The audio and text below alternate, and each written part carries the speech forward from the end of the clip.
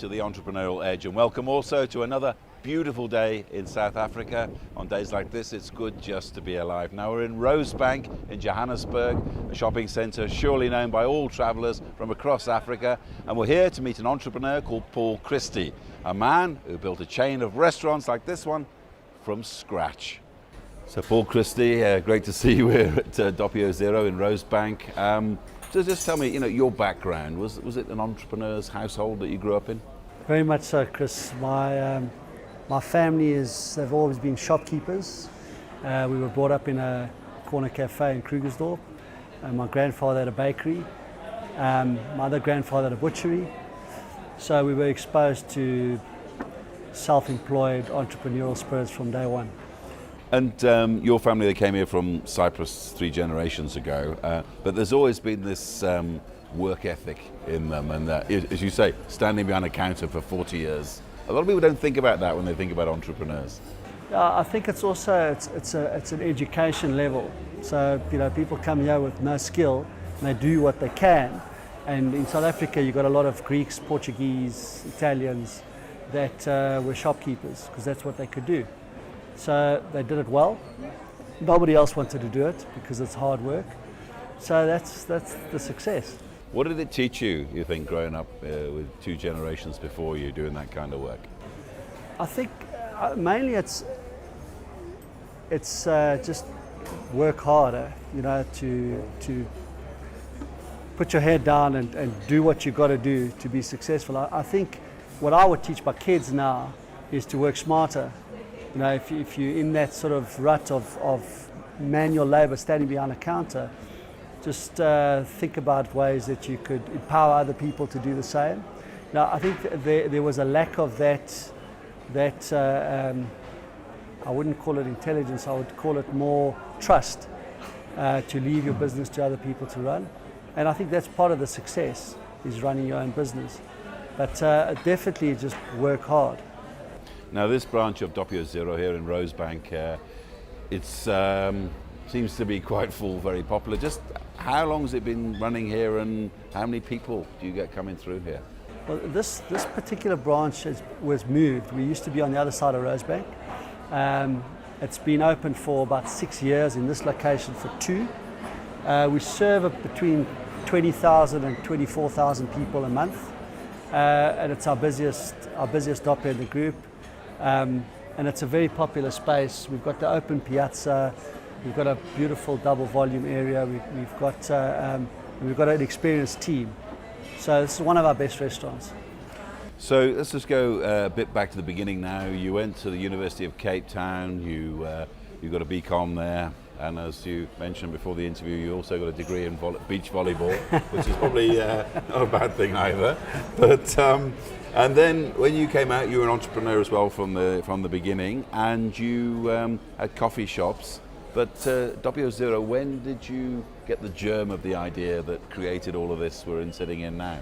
Chris, we found this great location in Greenside, and we put an offer in on the site, and we discovered later that we couldn't put a restaurant. We wanted to open a little Italian restaurant. We had to put a deli or a bakery because it didn't have the zoning for a restaurant. So we put the bakery in, and we created the Doppio Zero brand around the bakery, because Doppio Zero is a grading of flour. So we associated the flour with the bakery, and it was an immediate success. We had a small restaurant with a big outside area. People sat in the sun. They enjoyed the sort of cafe style vibe, and it was a great vibe.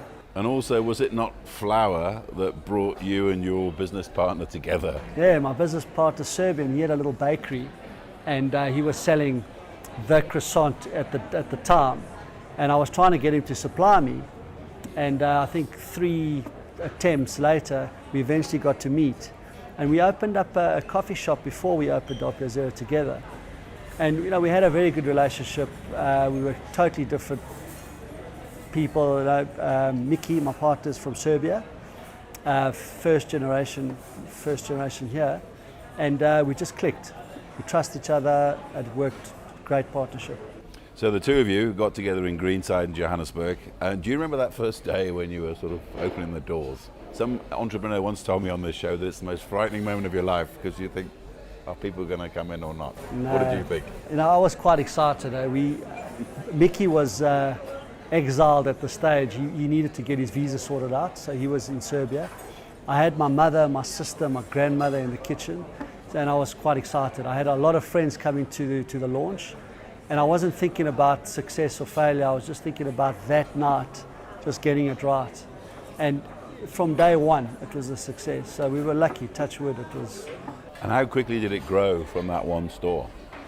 I think the second year we opened Bedford View, and within 2.5 years we had 3 restaurants. And then we decided to franchise in our 3rd year. And I think there were quite a lot of challenges that came with that. And we only now, 10 years later, getting to grips with the business model around franchising and around, we've got a joint venture partnership with a couple of our partners. And, we grew quite quickly in the beginning. And now we're in a position to grow again. So a lot of people watching this will be thinking, well, no, it sounds a bit too easy. The guys opened one thing, it was a success, now they're growing. It must have been your bad days that you had. In 4 years, I was in the shop every day. Yeah. So, it's a lot of hard work. You also, when you open a lot of restaurants, there are going to be some that don't work quite as well. Fighting with the landlords, getting finance from the banks, staffing issues. So, all in all, it was great fun. We have a good time. There are definitely ups and downs, but not memorable ones. And also in entrepreneurs speak, you say 4 years, hard work. What hours does that mean for you?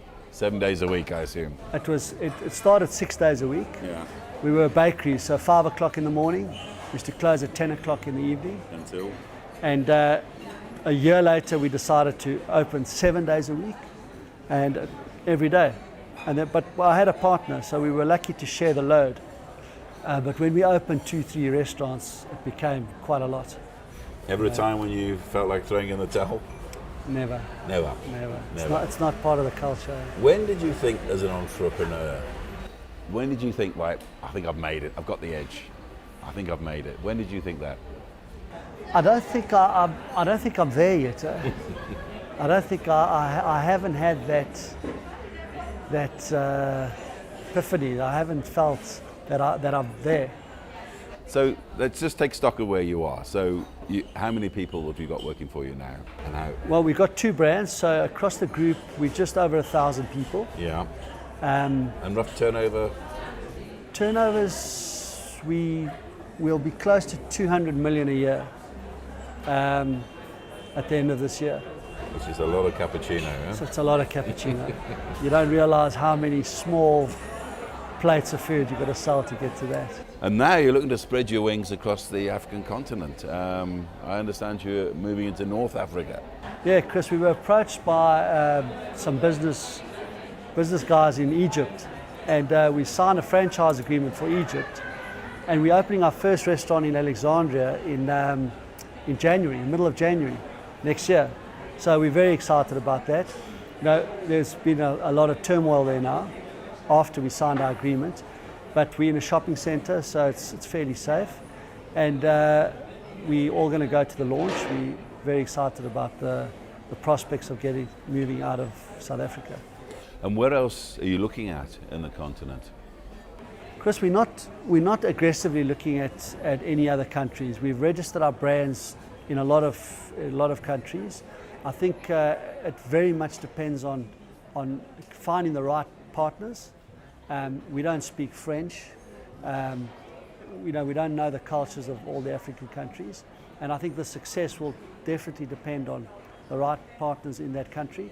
So I think we're going to open Egypt, maybe open a couple of stores there, and focus on South Africa. We haven't been to Durban yet. Mm-hmm. We might be opening soon, and other cities in. How tough is it to find the right partners when you're looking across the continent? Very tough. We're not exposed to people all the time. So, people approach us often, you have a meeting, and you have to make a decision. So it's very tough. It's not an easy, in Egypt, we went there, we spent a lot of time with the guys, we realized that they had experience, they showed us what they could do, they came here, so it was a long process before we signed the agreement. And so what other countries, what about something like Mozambique? It's just over the border, there's a lot of people who know your brand there. I'm quite excited about going to those sort of countries that are adjacent to ours. Botswana, we had a potential franchisee. We had a site. We just thought it was the wrong time. But Botswana, Zambia, Zimbabwe, Mozambique, Angola, those are countries that we would like to be in. But like I said, we need to find the right people, and we'll definitely look at it. So how do you see the brand, your company, your small enterprise from Greenside in like 10 years, 20 years time? Well, I think, we want to try and create we want to grow the Doppio brand into a household name. We're looking at diversifying our brand in a retail market. The bakeries, we want to extend our bakery component, and also open up different genres of restaurants under the same brand, where it encompasses what our brand essence is, which is great food. And we've got another brand, Pizza e Vino. We've got 7 restaurants at the moment, so we'll grow that brand with the Doppio Zero brand, and hopefully, and maybe we'll start another brand. So we want to create food restaurant brands that give a different experience. And yourself, how do you want people to regard you or remember you as an entrepreneur? Obviously, tough one. I think it is a tough one. I think it's very much, I want to be known as a fair player. What's very rewarding is empowering people now and growing people and offering people an opportunity to work. In this day and age with so much unemployment, that's an exciting prospect for me. We employ 1,000 people, hopefully we're going to get to 10,000 people.